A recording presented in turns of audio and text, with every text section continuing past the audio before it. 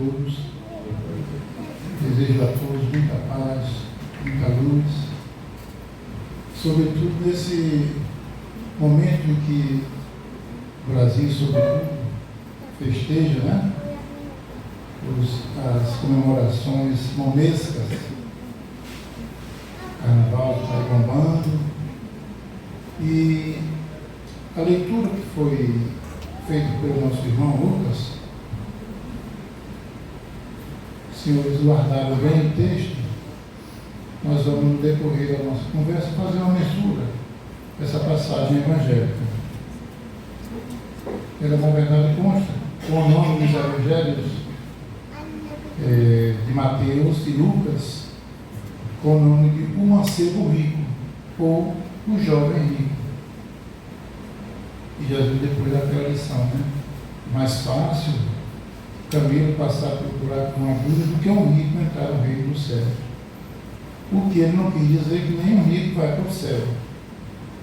Esse céu que as pessoas imaginam, nós espíritas, imaginamos o céu como sendo uma região espiritual, de elevação, de paz, de acordo com aquilo que fizemos enquanto estivemos aqui encarnados.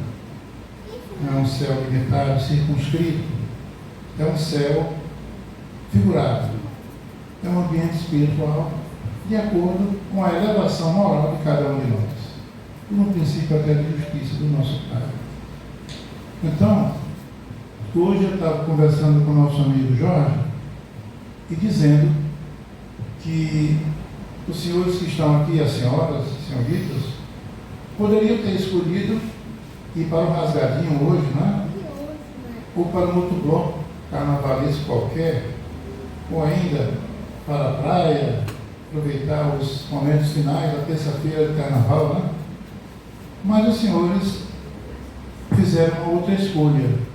Escolheram vir a uma casa espírita. Naturalmente, eu vi uma palavra, esperando aqui que o orador diga alguma coisa que possa contribuir para o conhecimento espiritual e, quem sabe, contribuir para um pouco da nossa elevação moral. Então, o nosso tema de hoje é: a vida é feita de escolhas. E se a gente parar para pensar, vai ver que sempre temos que estar fazendo escolhas. Durante toda a nossa vida, durante todos os dias. Escolher o que vou fazer hoje. A dona de casa, aquelas que ainda cozinham, né? Que hoje poucas estão cozinhando, dado os afazeres, o tempo, mas aquelas que ainda cozinham, ou os homens que estão cozinhando, vou escolher que prato vou fazer hoje, né? Qual cardápio que eu vou fazer para nós degustarmos na refeição?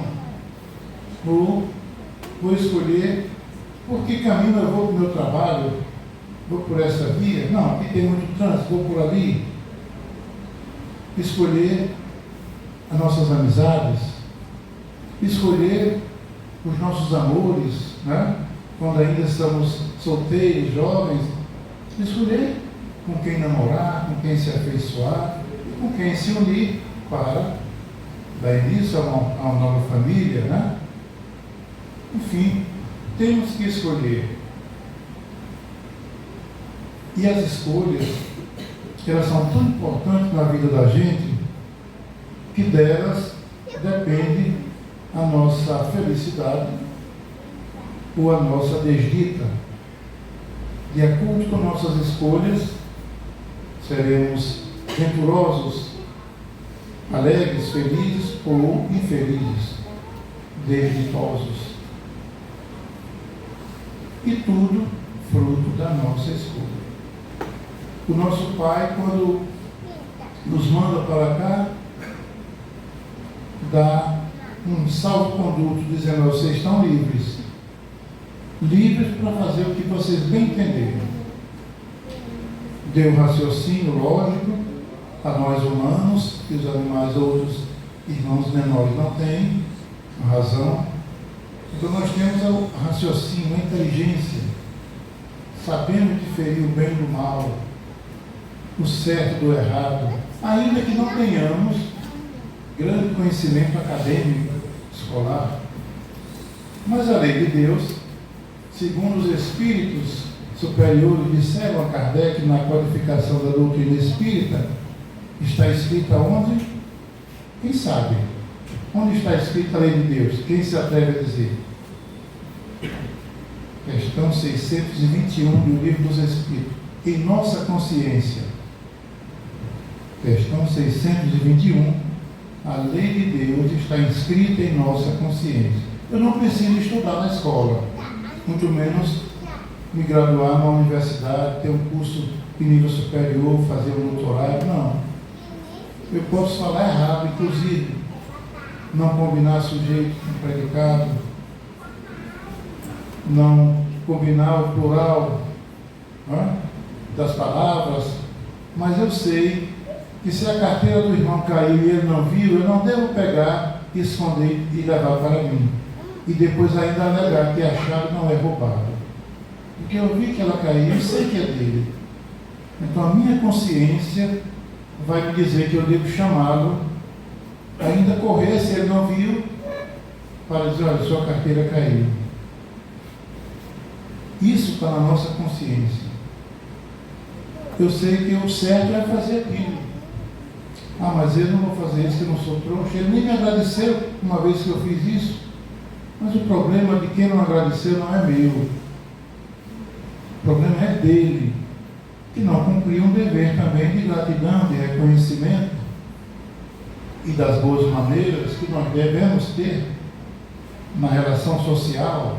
Se você me faz um bem, um favor, é de boa norma que eu agradeça, né? É de boa norma, é de bom costume. Mas e se eu não fizer? Torna a pessoa má, aquela que me fez o favor? Não. Eu que fui mal educado, que não agradeci aquele gesto de honestidade. Então, assim, o mal que me fazem não me torna mal. O mal que me torna mal é aquele mal que eu faço. Então, muitas vezes a gente pensa, não vou fazer certas coisas, porque hoje ninguém agradece. O mundo está perdido, só vem violência. Então vale a pena, sou eu sozinho, eu não vou consertar o mundo. O Brasil não tem mais jeito, do jeito que está aí, né? E se entrar nas conjecturas e nas elucubrações do âmbito político, então a gente dá até lágrimas. Mas eu não vou ensinar meu filho, ou ao meu neto, que já tem 3, não vou ensinar a esses netinhos, como eu ensinei meus filhos também, que vale a pena ser honesto. Não vou dizer, não seja besta. Você não vai consertar mesmo esse país, muito menos o mundo. Mas a gente muda o mundo quando muda o nosso mundinho circunscrito a nós. Aqui essa moça, o mundo dela aqui agora é essa cadeira em volta dela. Se cair alguma coisa ali, e ela disse, não, eu vou pegar isso aqui para não deixar sujo o próximo bem. Ela está mudando já o mundo dela em relação aqui. A outra faz o mesmo, o lado de trás faz o mesmo. Todos vão fazendo a sua parte. O mundo vai mudar. Veja que numa rua, se uma casa, a dona da casa varre à sua frente, na rua, na calçada em frente dos limites da sua casa, todo dia ela varre e limpa, mas os outros não fazem. Alguém vai dizer, quando procurar aquele endereço, olha, na rua tal, número tal. Mas se você esquecer, você vai ver que é a única casa que está sempre limpinha. Então já é um fator de identificação que aquela casa faz apenas o que deve fazer. Agora imagine se todas as casas varrerem as suas partes correspondentes à sua casa. Não precisaria do pessoal da limpeza pública. Vai limpar o quê? Se todo mundo já limpou. Não é? Então é assim, a gente muda o mundo quando olha sobre uma perspectiva de que o mundo, o que me compete mudar a mim. O mundo no que se refere às pessoas, é um coletivo, não é? Feito por milhões de pessoas, no caso, acho que é 8 bilhões, né? Por aí, de pessoas.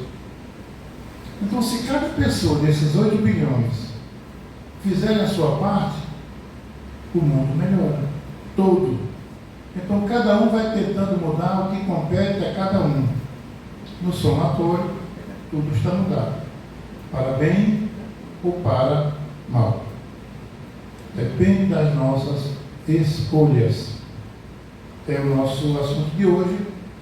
Tudo depende daquilo que a gente escolhe, como escolhe. É muito provável que todos aqui já viram essa expressão: olha, cuidado, que a vida sim é feita de escolhas.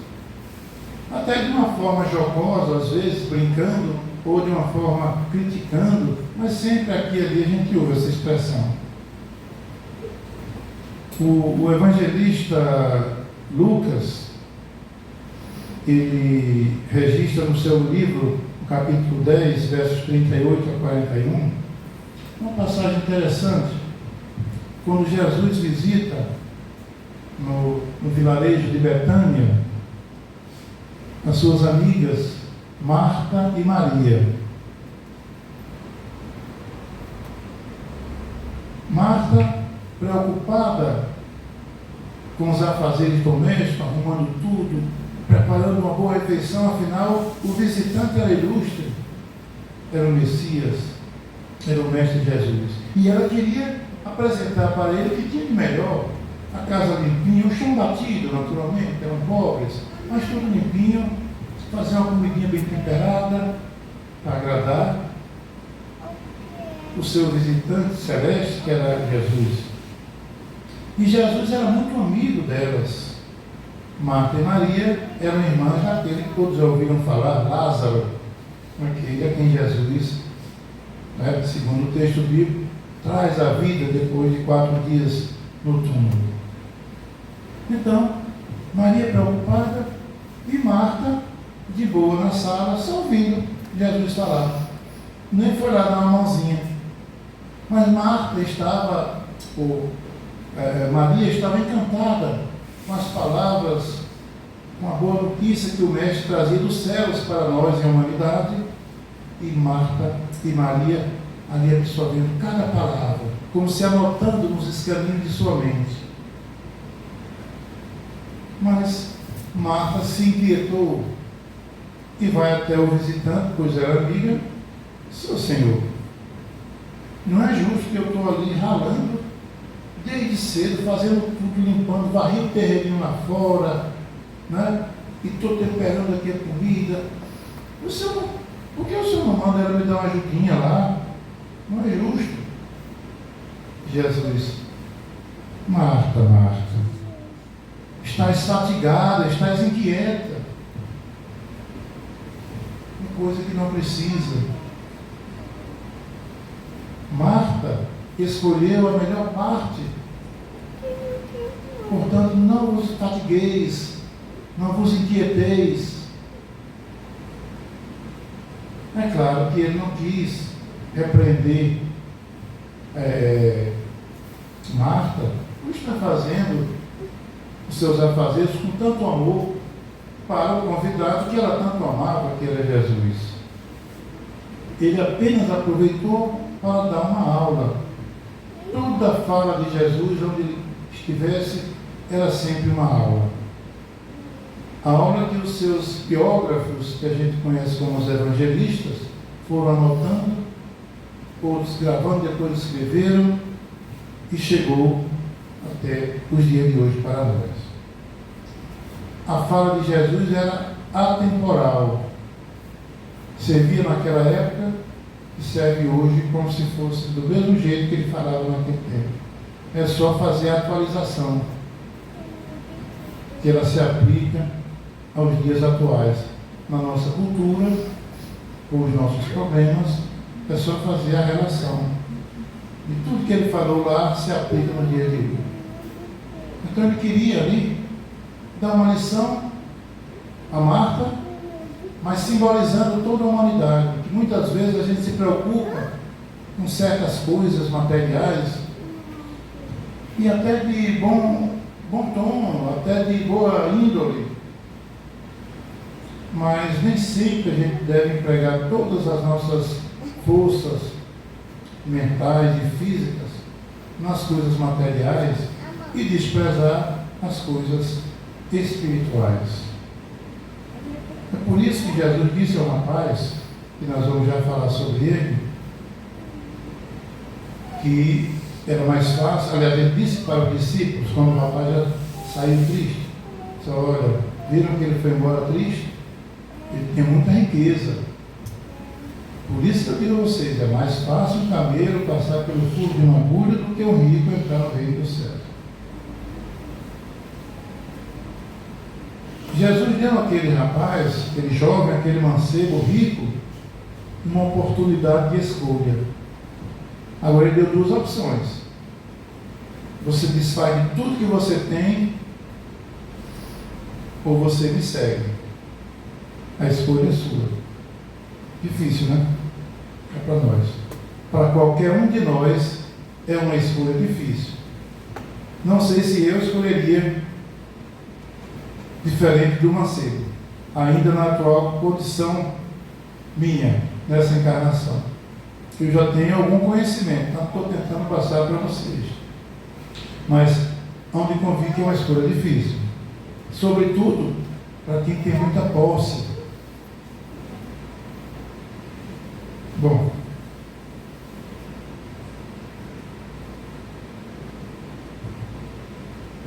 naquele caso ali, do jovem rico, eu vou dar uma informação aqui que não consta nos evangelhos, mas para quem gosta de aquelas curiosidades, saber quem foi fulano.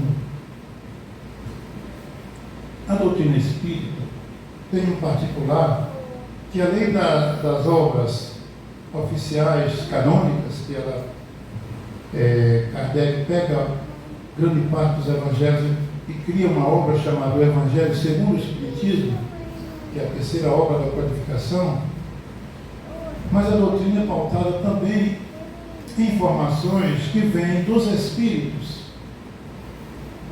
E a doutrina dos Espíritos, a doutrina espírita, tem um diferencial que ela não é uma doutrina de um único Espírito, por isso que doutrina dos Espíritos, porque foram vários Espíritos, tendo Jesus como seu mentor maior, não é?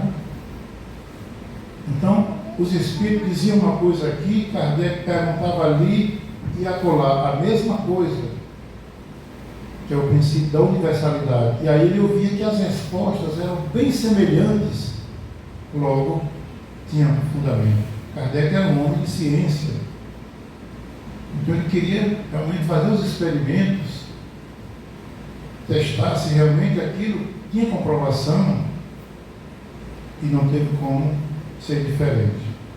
Então, informações sobre esse rapaz rico, o mancebo ou o jovem rico, numa obra de Humberto de Campos, já assinando com o pseudônimo Irmão X, no livro Contos desta e d'Outra Vida, no capítulo 34. O título é O Mancebo Rico. Nessa obra, o Irmão X, no plano espiritual, ele, em conversa com outros espíritos, um deles, Simão, não é o Simão Pedro, Simão outro, que dava tipo uma palestra para outros espíritos que possivelmente iriam reencarnar. E ele conta a história desse jovem rico. Seu nome era Efraim, filho de Buná. Buná era o pai de Efraim. E esse Efraim, ele tinha por volta de 40 anos. Ele era muito rico, ele tinha vinhedos, tinha propriedades na Síria, tinha muitas casas em Jerusalém, mansões em Jericó. Jericó era, digamos, a Miami da época. Todo mundo que era rico tinha que ter uma mansão em Jericó. Então, ele ainda, além de tudo isso, desses haveres todo que ele tinha, ele era um homem de bom relacionamento, muitas amizades, e ele era um dos chefes dos fariseus da escola dos chamados Hilelitas, da escola de Hilel. Hilel era o avô de Gamaliel. Quem foi Gamaliel? O mestre de Saulo de Tarso. Então esse jovem possivelmente era da intimidade de Saulo de Tarso naquela época. E ele, como desfrutava de grande prestígio, tanto no judaísmo, que era um conhecedor, tanto que ele diz: eu cumpro os mandamentos desde a minha juventude. E era cumpridor mesmo. E Jesus viu sinceridade no que ele disse. Esse jovem, ele tinha a confiança dos amigos também ricos e deixavam com ele um dinheiro para ele guardar. É uma espécie de precursor das instituições bancárias de hoje. Então o sujeito tinha muito dinheiro, guardava com ele dava lá o seu recibo e pagava com juros. Aí ele emprestava a outros. Era uma espécie de instituição bancária embrionária naqueles tempos. Então ele era muito rico, com isso a sua riqueza aumentava. Mas conta Humberto de Campos, diante da sua negativa, quando Jesus disse: olha, vende tudo que você tem, dá aos pobres, não é vender e ficar com o produto da venda. Venda tudo que tem, dê aos pobres e depois venha e siga-me e terás um tesouro no céu. Que a pergunta dele foi: o que é que eu tenho que fazer para herdar a vida eterna? Ou seja, vai para o céu, no entendimento dele. Conta Humberto de Campos, também outra obra de Amélia Rodrigues, na psicografia de Valdo Franco, Primícias do Reino. Fantástica essa obra. Também tem um capítulo dedicado ao mancebo rico. E eles vão dizer que esse jovem que saiu triste, ele também participava de corridas de bigas, era um dos campeões. Então qual foi a escolha que ele fez quando Jesus deu as duas opções? Olha, vende tudo ou me segue. Fica com o que você tem, ou vende tudo e vem e me siga. Ele ficou triste, preferiu ficar com seus bens, com sua fortuna, com seu prestígio. E conta a história que esse homem, parece que 3 ou 4 dias depois, foi para uma corrida de biga onde ele já era favorito e num acidente desencarnou. Veja como as nossas escolhas influem nas nossas vidas. Se ele escolhe seguir Jesus, teria outro fim. Mas quando Jesus diz para ele: venda tudo, será que Jesus queria mesmo que ele tornasse um miserável? Para vender tudo e dar aos pobres, ele ia ficar um miserável, não tinha mais nada. Jesus não queria a miséria de ninguém. Ali foi apenas uma sugestão que Jesus deu para ele, para ver até onde, como ele era apegado às coisas materiais, ou como ele já era evoluído espiritualmente. Afinal, ele era um dos chefes dos fariseus, era um homem que cumpria a lei de Moisés, conhecia toda a Torá. Então Jesus viu que ele era um homem que já era temente a Deus, como se dizia na época, e hoje os nossos irmãos evangélicos também dizem assim. Mas Jesus não queria que ele ficasse pobre, porque seria mais um peso para a sociedade da época. Então o que Jesus queria era testar, ver até onde ele ia com a sua fé, com o conhecimento das leis mosaicas que ele já tinha, e até onde ele era apegado a seus bens, a sua fortuna. Então, na vida é assim, gente. Tudo é questão de escolha. Tudo. Você, moça bonita, que está olhando aí para mim, muito bonita, você pode escolher você bem jovem, está na escola, pode escolher lá na escola que tipo de conversas você vai dar ouvido das suas colegas.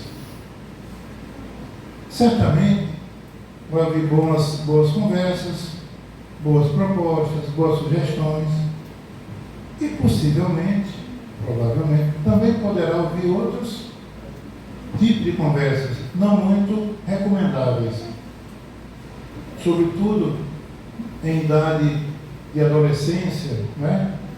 Hormônios fervilhando, que é uma coisa da biologia humana, nada de pecado, é da natureza humana, né? Todos nós um dia fomos adolescentes,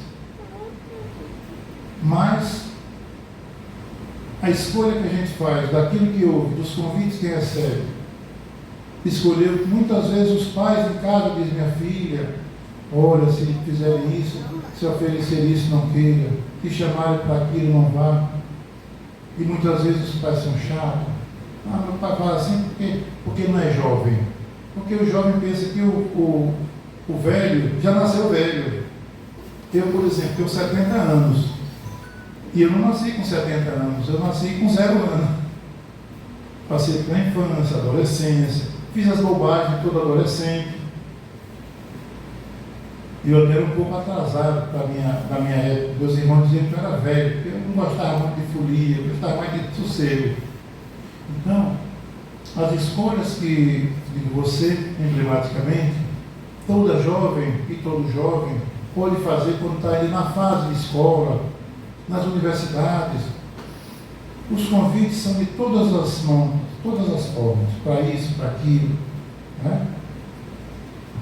Em todos os sentidos.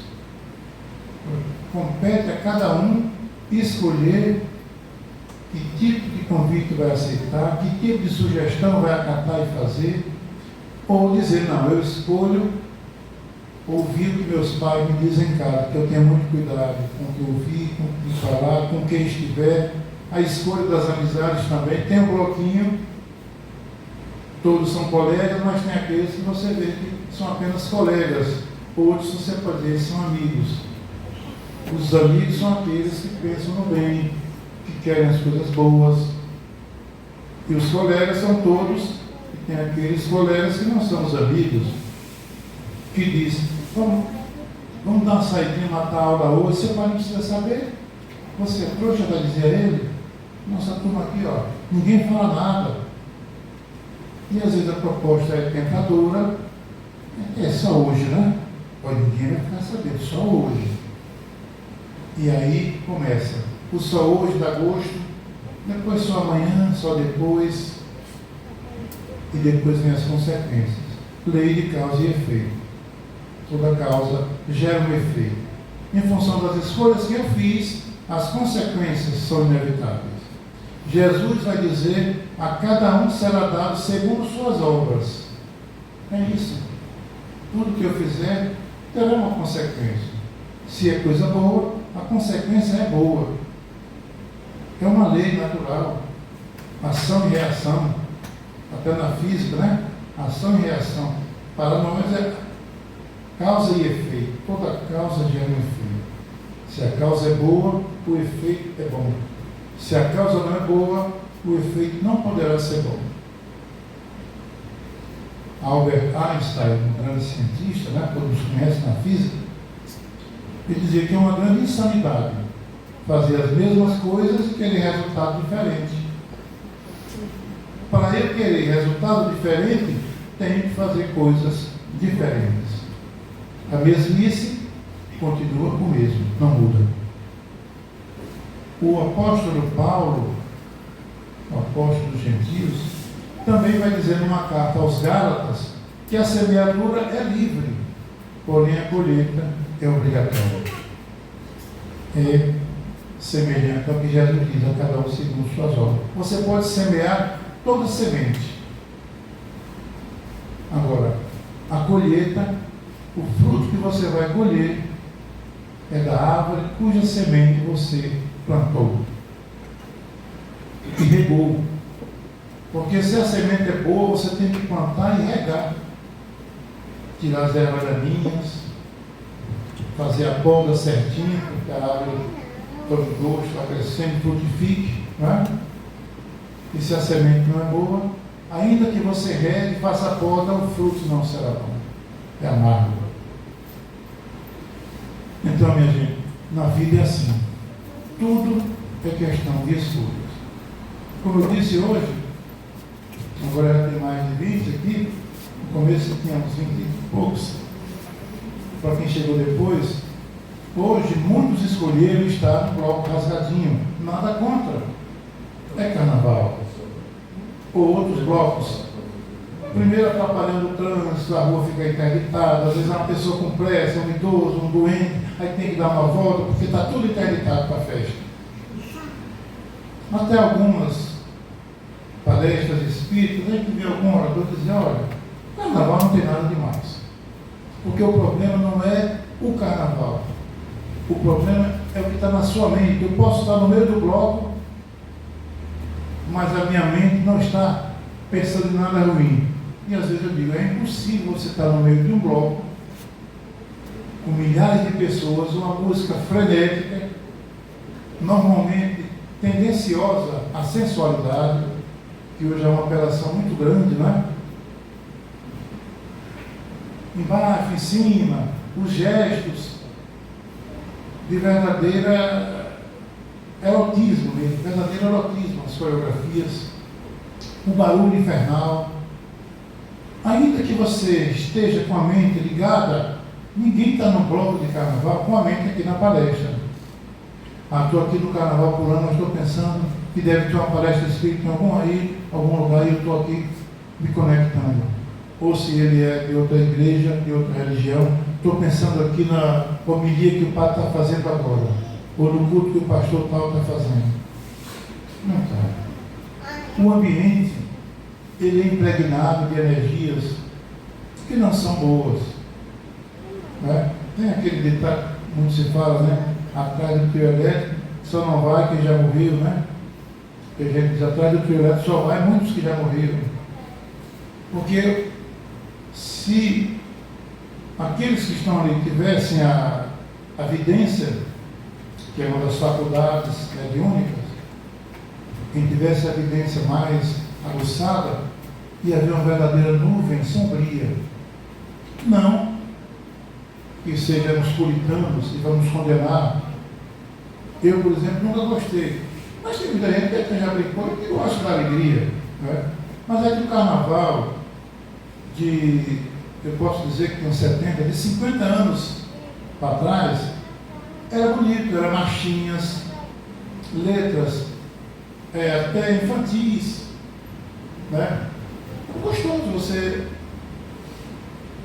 depois que virou samba, escola de samba, você vê o desfile de escola de samba, vê a nudez que se mostra ali, e os temas que são propostos. Então, gente, o carnaval de muito tempo para cá ficou uma festa, como diz a linguagem dos nossos irmãos evangélicos, profano mesmo. Porque é luxúria pura, a energia muito densa que se forma ali, e basta um pisar no calcanhar do outro sem ver pulando, para surgir uma confusão, e ainda que você queira correr, não pode, que é gente demais, se der o azar de cair, vai ser pisoteado, morre pisoteado. Quando a polícia entra, já entra cumprimentando, né? Carinhosamente, com aquelas fantas, e entra quem provocou, quem não provocou, porque muita gente não sabe quem foi. Então, se a pessoa puder escolher, se não é espírita, não veio para cá, não sou religioso, mas escolha ficar na sua casa. Tem tantas opções boas lendo um bom livro, ou vendo um documentário bom que tem tanto. São as escolhas que a gente faz. E as consequências são nossas. Quer ver uma coisa interessante? No mundo cibernético, que hoje todo mundo está ligado, né? Aqui, certamente, muita gente está todo termine para ver o que é que tem lá de mensagem. No Instagram, no Facebook, no TikTok e tantos outros aplicativos. Na rede social. Então, e a rede social A internet é uma coisa muito boa. É muito boa mesmo, se for bem utilizada. Você escolhe o que ver, o que acessar, o que baixar, para você depois ver. Agora pode olhar, quantas horas do dia a maioria das pessoas hoje, agora de jovem a velho como eu, todo mundo no mesmo balaio, quantas horas do dia a pessoa pega olhando a tela azul que faz mal à vista? Agora, se pegasse esse tempo que está olhando a tela, tivesse vendo ali uma informação boa, uma informação, quem é espírita, tem tantos canais espíritas bons. Essa palestra, por exemplo, vai sair no canal, está vendo aqui, ó. É um canal que nós temos, @Beto Espírita. Essa palestra vai estar lá e na playlist tem um monte de palestras que eu dei e que outros deram. E quantos canais espíritas bons, não? Como o meu aqui, palestrantes eu sim, mas quantos oradores bons tem? E qualquer um que você vai olhar, tem alguma coisa que você aproveita, não é? Mais evangélicos, católicos, holísticos, para quem é de, não sou isso nem aquilo, mas gosto de uma mensagem espiritual, tem muita gente boa na área espiritualista, outros na área da filosofia, professora Helena Galvão, por exemplo, ela não é espírita, ela se diz que não é ateia, mas ela não tem religião. Mas se você ver as palestras dela, você se encanta, porque ela traz saber, cultura para nós. Então, Helena Galvão, sou fã daquela professora. Então, é o que você vai escolher, passar horas na telinha do seu smartphone. Dando problema na primeira série de cabo, fica assim, né? Eu estou com a dor aqui, não sei o que é. É de ficar com a cabecinha para baixo. Tendinite, o dedinho fica só aquele polegar. Né? Coluna, às vezes fica mal ajeitado, mas demora muito porque não quer perder nada. Então, a internet, as redes sociais, é um instrumento, hoje uma ferramenta muito boa de estudo. Eu pesquiso tanto, gente. Como eu disse, embora no meu 70, eu sou muito atualizado em tecnologia, gosto mesmo. Aqui o tablet, celular, em casa o laptop, conecto tudo ali e estou pesquisando, fazendo um estudo para isso, para aquilo, para um vídeo que eu gravo em estudo, em podcast também eu faço, e vou aprendendo. Agora, como um tal de algoritmo, se você, por acaso, cai uma coisa na sua tela, que você, sem querer, abriu, o algoritmo entende que você aqui já vai mandando outras coisas. Até coisas que não são boas. Mas o que eu faço? Eu nem abro aquilo, vou deletando. Eu só deixo o que me interessa. Violência. Por que eu vejo violência? O mundo já está tão violento. E a gente diz, o mundo está perdido, porque o mal está predominando. Não está. O bem está na mesma intensidade do mal. Agora a escolha. Veja se não é assim. Se você vai de carro aqui na Avenida Tancredo Neves, na Avenida Larga, no rolamento de trânsito. Aí você vê uma ambulância piscando lá na frente. A maioria das pessoas, dos caras ficam, eita meu Deus, deve ter um acidente. Aí fica doido para ver quem é. Para ver o acidente. Bom, não é conhecido, mas é para ver e também filmando com o celular e postando em tempo real. Porque aí vai dar muitas curtidas, vai dar muitas visualizações, quem sabe você até uma influência e você monetizado. Então, na desgraça alheia, para mim é bom, porque eu vou ter muitas visualizações. Olha, gente, um acidente, uma pessoa caída, já estão prestando socorro. Vamos mentalmente pedir a Jesus, grande médico de almas e de corpos, que assista aquele infeliz que está acidentado, que atue nas mãos dos médicos que vão atendê-lo quando ele chegar no hospital, na urgência. Vamos vibrar, que aí sim o pensamento emana a energia que chega lá. Então a gente tem a tendência de sempre querer ver as coisas ruins. Quantas palestras agora estão nesse Brasil todo espíritos? Quantos cultos evangélicos bons para os evangélicos? Quantas missas boas estão sendo celebradas pelos nossos padres? Quantos programas bons de autoajuda? Mas a gente vai escolher ver bobagens. Outra coisa que está uma febre no TikTok principalmente. Sabiam que o TikTok é chinês, né? Todo mundo sabe, mas não sei se você sabe, na China o chinês não tem acesso ao TikTok. O mundo dele, eles lá não. Porque eles sabem como isso é nocivo. Eles botam para o mundo todo, mas lá o cidadão chinês não tem acesso ao TikTok. Então a gente vai escolher o que vai ver. Muitas coisas boas. Estou vendo ali a criancinha linda. Muitas vezes você vê uma criança como aquela ali. A criança é hábil em aprendizado, porque está na fase de aprender tudo, né? Aí a criança vê na televisão uma dancinha, coreografias, ensinando sensualidade. A criança aprende.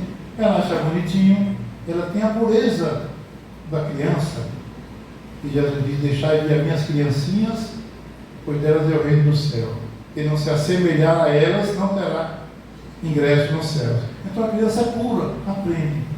E muitos pais, meus senhores, muitos pais e tios, ai como ela dança bonitinho, olha, dança aqui para o tio ver. E a criancinha fazendo dancinha sensual, uns gestos inclusive não recomendáveis nem para adultos. E os pais às vezes achando lindo, olha como ela dança bonitinho, olha como ela faz. E a criança vai crescendo. Depois vai reclamar. São escolhas que a gente faz. Concordam? Tudo na vida é uma questão de escolha.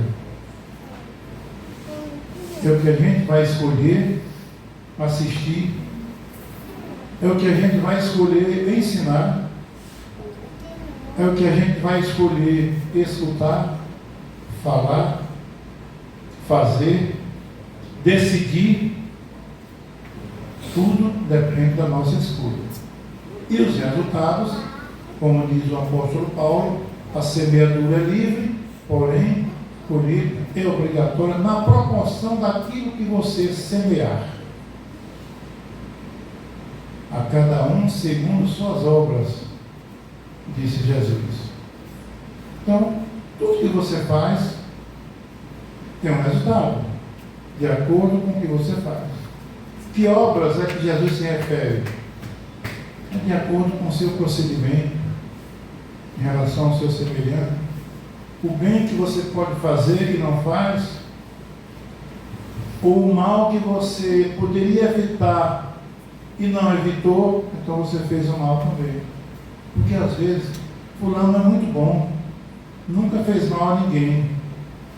E bem, ele já fez? Não, porque ele é muito ocupado, ele não tem, então ele fez mal. Porque não fazer o bem é um tipo de mal que se faz. E muitas vezes depende de você, um simples gesto, uma simples decisão, uma simples escolha, evitar o mal, que às vezes vai prejudicar muito os seus semelhantes. E muitas vezes no comodismo a gente fala: ah, mas não é comigo, eu não sou culpado, não fui eu, não tenho nada a ver. Então, se você pode evitar que o mal aconteça com alguém, faça. Porque não fazendo, se você teve a oportunidade de evitar e não fez, você fez o mal. Fazer o bem é também evitar que o mal aconteça com o outro quando você pode. E às vezes a gente quer ficar na zona do conforto, do comodismo. Quantas vezes acontece? Veja se não acontece. As crianças brincando no recreio ali, ou na festinha, aniversário, aí alguém ouve um filho, um grito de uma criança chorando, e mãe conhece o choro do seu filho de longe. Aí as mães todas correm, aí quando chega perto, graças a Deus que não foi o meu filho. Bom, não foi o meu, a do outro pode quebrar a perna aí. Mas normalmente a gente fala, ainda bem que não foi o meu. Gente, ainda bem que não foi o meu, não. Infelizmente aconteceu com aquela criança, filha da minha amiga, ou filha de quem que quer que seja, filha até do meu desafeto. E se foi o próprio desafeto que caiu e quebrou a perna, não vou dizer ainda bem feito, não. Então, a gente escolhe até a atitude que tomar em relação a determinados acontecimentos na vida do cotidiano. Então, já chegando ao fim, né, Jorge? Hoje eu vou ser disciplinado. Eu nunca costumo cumprir esse horário, mas por não levar reprimenda, aquela que Jesus disse a Maria, a Marta. Então hoje eu acho que eu vou cumprir o horário. Então, para encerrar, eu daria a seguinte sugestão. Sempre que tiver oportunidade da gente fazer uma escolha, e a gente todo dia, como eu disse no começo, tem que escolher qual a rua que eu vou para o meu trabalho. Bom, eu estou aposentado. Bom, então eu vou escolher o que eu vou fazer hoje. Eu tenho uma varanda boa, uma rede, gosto. Então eu vou ficar hoje só na varanda, ventiladinho, o ventinho batendo ali. Mas vem cá, eu já estou com 70 anos. Na varanda, deitado, circulação aí dificulta mais. Estou sujeito a uma trombose. Então, velhinho, pega um livro, vai escrever uma palestra, vai fazer um vídeo, vai descer com seu cachorro, para ele também fazer as coisinhas dele. A gente escolhe que tem muita coisa para fazer, muito aposentado, diz, eu estou aposentado, vou fazer o quê? E às vezes eu digo, que umas pessoas dizem, Beto, você que é aposentado, eu digo, não, eu tenho menos tempo hoje do que quando eu trabalhava. Porque eu só folgo no domingo. E nesse domingo eu faço o evangelho do lar. Quer dizer, se eu gostasse de uma cervejinha, nem no domingo eu podia, porque no dia do evangelho do lar não é bom tomar cerveja nem nada. Então, de segunda a sábado eu estou nas atividades, quando não é numa palestra, na outra, estou na casa espírita, porque eu sou um modesto trabalhador. E quando não estou em casa, ocupando a mente numa pesquisa, num estudo, gravando um vídeo, porque às vezes meus vídeos tem, quando tem muita visualização no meu canal, tem 300, não é 300 mil não, é 300 mesmo.